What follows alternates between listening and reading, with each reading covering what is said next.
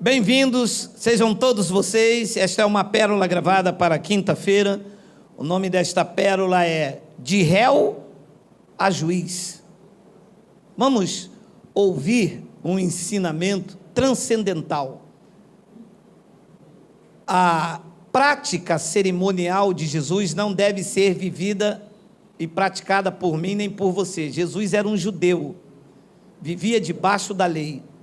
Como nós temos olhos iluminados, nós conseguimos filtrar o que é um ensinamento transcendental, o que era um ensinamento local, circunstancial, o que é que pode se aproveitar. Jesus era um mestre na arte do ensinamento.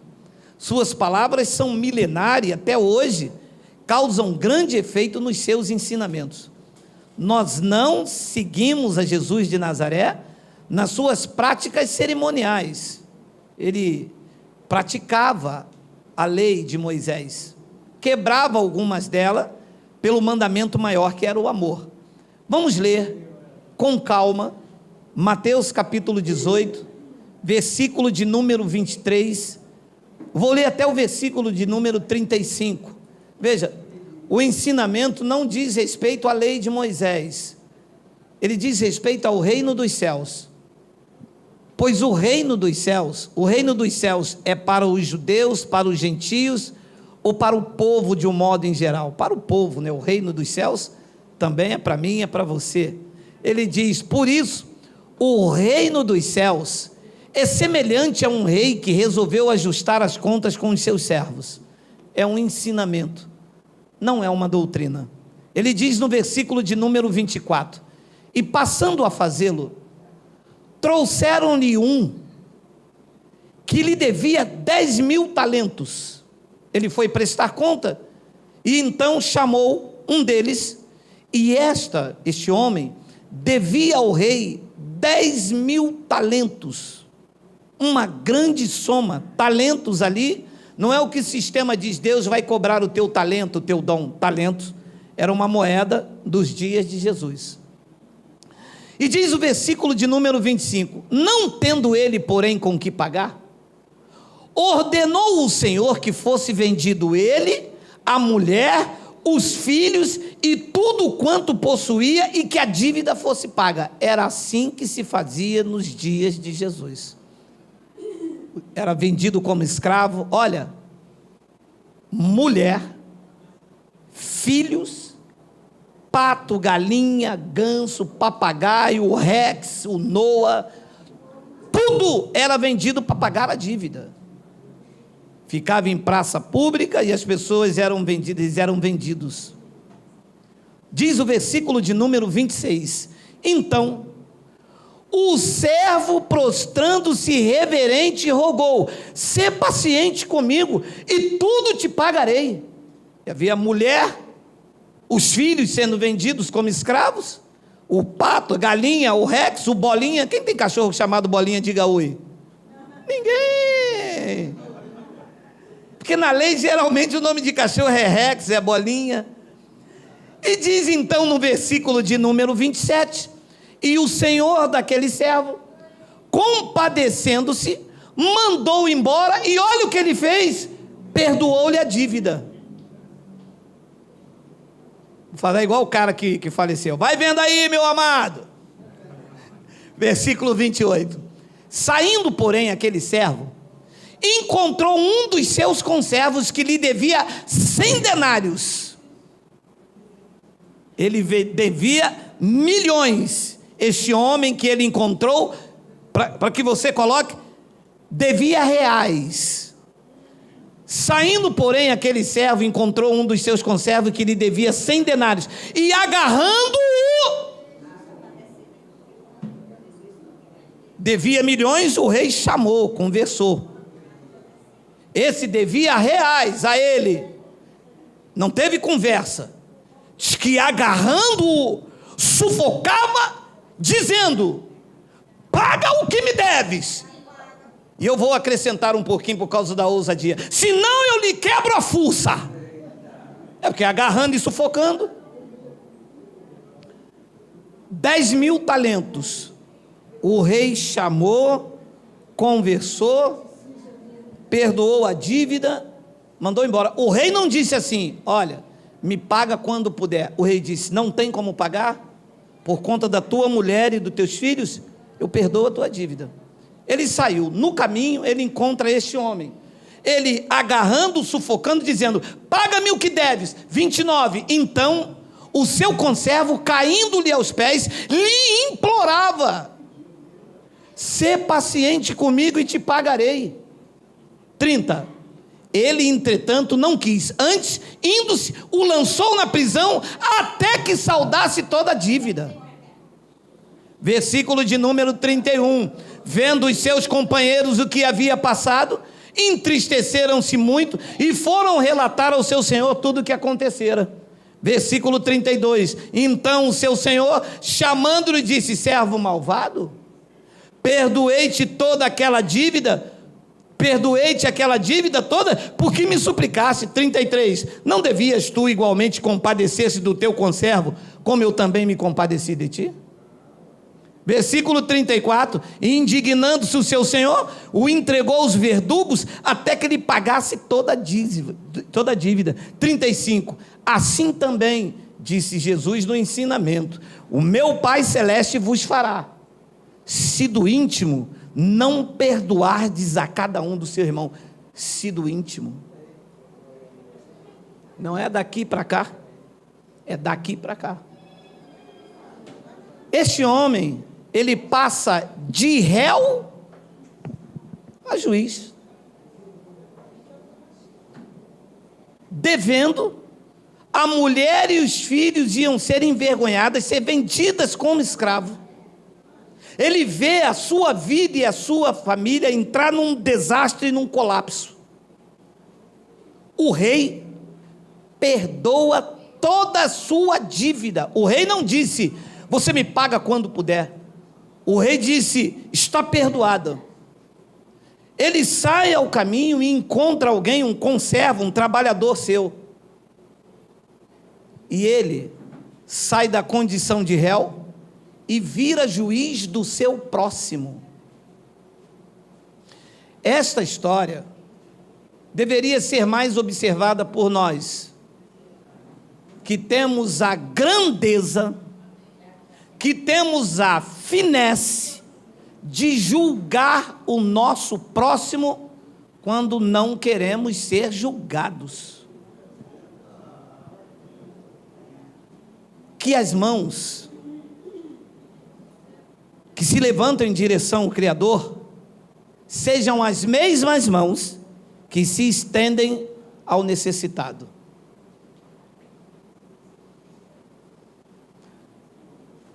Em nenhum momento a graça de Deus serve para atacar o meu irmão. Da mesma boca não pode sair água doce e água salgada. Eu não sou juiz, sou um pregador do Evangelho. Eu não estou aqui para julgar o meu irmão, nem o vê-lo segundo a carne. Eu estou aqui para reconhecer que eu estava, ou as vidas estavam, nos dias de Paulo, com dívidas com Deus. E diz que ele rasgou o escrito de dívida, removeu inteiramente e encravou na cruz. Nesta minha trajetória de dívida cancelada, eu não posso obrigar as pessoas a pensarem igual a mim. Não estou aqui para ser o maioral, aquele que, se você não pensa igual a mim, então você está errado. Isto nunca foi evangelho. Evangelho é conscientizar as pessoas daquilo que você acredita, daquilo que é uma verdade na sua vida. Você pode conhecer o Evangelho de capa a capa. Você pode conhecer todos os versículos, recitá-los sem precisar abrir. Mas se você não respeita o seu próximo, você é tão perdido nas suas convicções quanto ele nas suas práticas religiosas. Não adianta conhecer o Evangelho e não demonstrar compaixão, não mostrar amor. O homem desse ensinamento aqui acabou de ser absolvido. A mulher ia ser vendida como escrava, seus filhos também. Ele encontra alguém numa situação de dívida inferior. Perdoou, teve uma dívida perdoada de 10.000 talentos. Não perdoou 100 denários. Agora pare e pense. Ele foi denunciado pelo rei. Lembra ali? Que as pessoas vendo... Abençoado, você acha que as pessoas não estão vendo a forma como eu trato os meus opositores? Claro que estão. A sabedoria de um homem está aos olhos dos outros na forma em que ele trata os seus opositores. Eu não posso reagir da mesma maneira. O cara botou asa em mim, eu vou botar asa no outro? O que eu estou fazendo com isto? Eu estou divulgando esta perseguição implacável. Ele botou asa em mim, eu não vou lá no canal dele responder, não vou botar asa nele, não vou botar asa nos outros. Sabe por quê? Porque este não é o foco do evangelho. A dívida foi cancelada. Se a dívida foi cancelada para mim, que seja cancelada para o outro. Se houve perdão para a minha vida, que haja perdão para a vida do outro. Se houve amor para a minha vida, que haja amor para a vida dos outros. Qual é a minha função nisso? Pregar o evangelho e dizer que Cristo é suficiente para a minha vida. Quem quiser aceitar, aceita. Quem não quiser, não precisa ser meu inimigo. Não precisa me atacar. Eu não preciso atacar você. Eu não preciso fazer um vídeo aqui no YouTube e dizendo, porque eu não gosto de você aí de Roraima. Não preciso fazer isto. A insensatez se mostra pelas palavras. O sábio, o tolo, até calado ele é sábio. Da mesma boca, repito eu, não pode sair água doce e água salgada. Eu não posso fazer do evangelho espinhos. Os espinhos que eram para ferir as vidas foram na cabeça de Jesus de Nazaré. Eu não posso ser espinho, eu tenho que ser uma bênção para aqueles que me ouvem. E para os meus opositores me contradizerem, eles têm que usar argumentos pautados na palavra, porque de calúnia já basta o que o sistema faz. E eu vou repetir as mesmas coisas que o sistema faz. O sistema calunia. Esse senhor morreu, tal de apóstolo Erasmo, faleceu agora, meu respeito às famílias. Eu então iria brigar com ele, perder o foco do evangelho e ficar brigando com ele. Que você botou coisa em mim, eu vou botar agora um charuto na tua orelha, vou dizer que você é lá de Cuba e que você não sei o que. Sai da... Jamais eu iria me prestar a isso. Eu estou em outro nível, eu estou em outro patamar. A revelação que chega em mim não pode se prender a essas picuinhas. Eu sou da graça de Deus. O fruto dos meus lábios extravasa um conhecimento, um nutriente que alimenta a minha vida e a da minha família. Então eu queria dizer isso a vocês. O homem sai da condição de réu e vira juiz. Muitas pessoas da graça saíram do sistema, da condição de réu, escravizado, pagando, entraram na graça agora se tornando juiz, caluniando, difamando, perseguindo, falando mal, quando deveria mostrar graça, amor e misericórdia. Colossenses capítulo de número 3, versículo de número 12, eis aí o evangelho que eles dizem que seguem, Paulo, que eles dizem que são seguidores de Paulo. Alô, seguidores de Paulo, não tem como correr, porque está na gravação, né? Revesti-vos como eleitos de Deus, santos e amados, de ira, de vingança. E se o seu irmão não acredita que Jesus já voltou, você segura ele pela goela, mas você enfia a mão lá dentro da goela dele, mas arranca-lhe o pulmão. É para fazer isso? Não. Preste atenção nas lindas falas. O apóstolo Paulo escreve aos Colossenses: revesti-vos, pois, como eleitos de Deus, santos e amados, de ternos afetos de misericórdia. E um deles me disse: por que o senhor não vai lá, não quebra a cara dele? Por que o senhor não tem um birimbau lá? Tu não é negão, Geraldo, hein? Eu disse: sou, cara. A vontade é ir lá, quebrar a cara dele, porque se eu pegar, meu irmão, eu não largo mais não. Eu sou igual o carrapato, meu irmão. Se me matar, nasce mais. Carrapato é assim. Mas é que neste momento, a fragrância do conhecimento de Cristo exala. E sai ternos afetos de misericórdia, de bondade, de humildade, de mansidão e de longanimidade. Um abençoado disse: mas Paulo falou de Emineu e Fileto. Falou com a igreja da Galácia. Paulo fez uma pregação, subiu lá no monte lá e gritou: Emineu e Fileto, seus cães sem rabo. Paulo falou isso. Paulo escreveu a Timóteo. Roma é que fez a fofoca. Paulo escreveu a Timóteo, disse: Timóteo, olha, a palavra de Emineu e Fileto corrói como um câncer. Paulo não pregou lá para todo mundo, não. Porque quando eles gostam de difamar as pessoas, eles dizem: mas Paulo falou. Paulo falou com quem? Paulo chamou Timóteo. Roma é que fez esse compêndio aqui, ocultou algumas coisas, colocou outras. Roma é que fez a fofoca colocando aqui. Mais nada. E ele disse: revesti-vos, pois, de eleitos de Deus, santos, de terno misericórdia, de bondade, de humildade, de mansidão, de longanimidade. 13. Suportai-vos uns aos outros. Ui!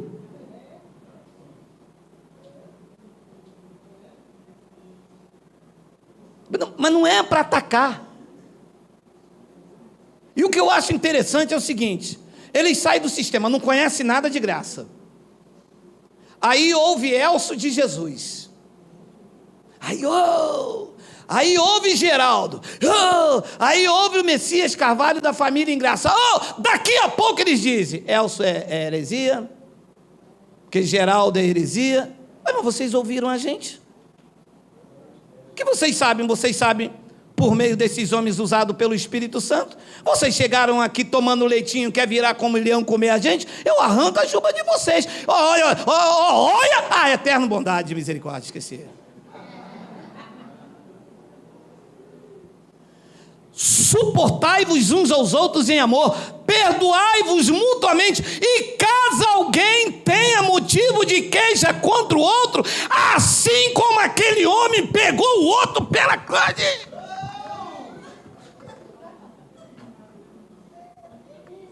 Não. E se alguém tem motivo de queixa contra o outro, e assim como o Senhor vos perdoou, assim também perdoai-vos uns aos outros. Mas o cara passou de réu a juiz. O cara perdoou 10 mil talentos, milhões. O outro deve eles alguns reais, eles não. Se pelo menos ele encontrasse o cara e falar: meu irmão, o rei vai vender minha mulher, não me perdoou, você me deve, eu quero o meu dinheiro. Não, se vira, porque o cara vai me vender minha mulher, vende a tua, essa coisa ruim. Mas vende. Mas não, ele foi perdoado. Pô, ele tinha que perdoar o cara também. Ei, nós saímos do sistema. O nosso entendimento foi renovado. Nós não podemos fazer desse entendimento ataque contra o meu irmão, porque Cristo também morreu e perdoou. Deixa o cara. Diga a ele, meu irmão, Páscoa é macumba. Não, macumba não, que eu não vou atingir meus irmãos. Terno afeto de misericórdia, macumbogélio. Não, mas eu vou continuar comendo pão e suco. Tudo bem. Vamos almoçar domingo que vem? Você paga a conta? Vamos. Mas não precisa ser inimigo. Precisa? Claro que não. Cada um no seu quadrado. E vamos então falando do amor de Cristo. Assim como o Senhor vos perdoou, assim também perdoai-vos. 14. Acima de tudo isto, esteja a ira. Aproveita, já que você não perde a salvação, compra um fuzil M3. E quando ele chegar na sua, faz igual aquele pastor aqui do Rio de Janeiro. Tem um pastor metralhadora.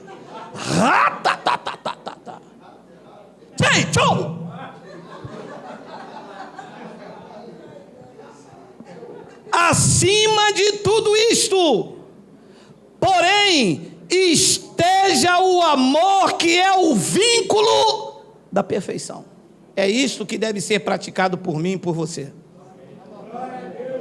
Não quer andar na doutrina? Cada um no seu quadrado, cada um no seu quadrado. Cada um no seu quadrado, cada um no seu quadrado. Mais uma vez, cada um no seu quadrado, cada um no seu quadrado. Cada um no seu quadrado, cada um no seu quadrado. Cada um no seu quadrado, cada um no seu. Cada um.